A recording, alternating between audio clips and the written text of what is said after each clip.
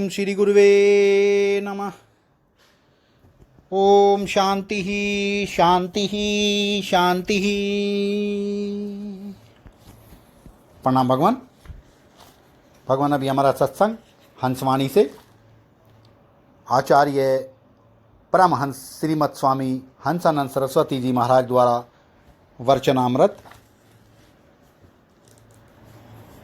और शीर्षक है ब्रह्म का ज्ञान के साधन।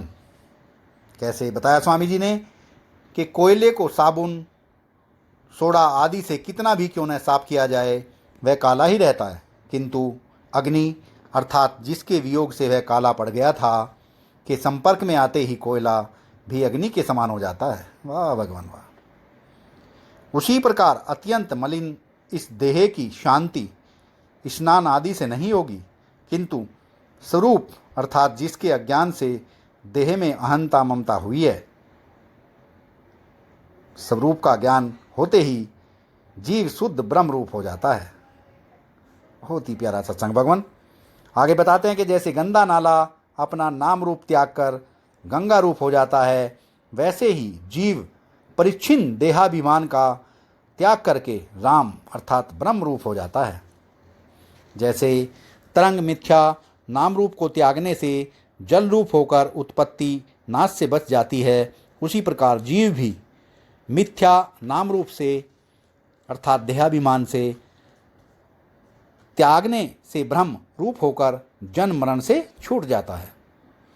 जैसे ठंडा लोहा गर्म लोहे को काट देता है, वैसे ही सत्वगुण रजोगुण और तमोगुण को काट देता है।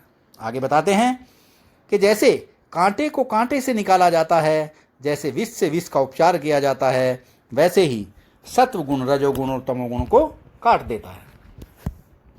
आगे बताया स्वामी जी ने कि बुद्धि जिस जिस रूप को धारण करती है उसका ज्ञान हो जाता है। जैसे यदि घटाकर मठाकर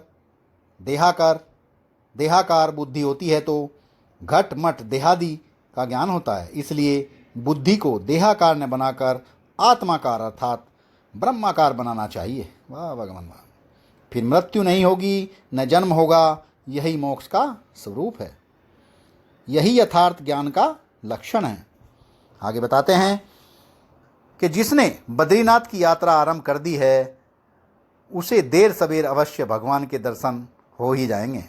कितना समय लगेगा यह साधन पर निर्भर है। ऐसे ही जो धर्म मार्ग पर चल पड़ते हैं वे अपने अपने साधन के अनुसार देर सवेर भगवान को अवश्य पा जाएंगे। भगवान को अर्थात अपने स्वरूप को, अपने आत्मा परम पिता परमात्मा को। वाह भगवान वाह।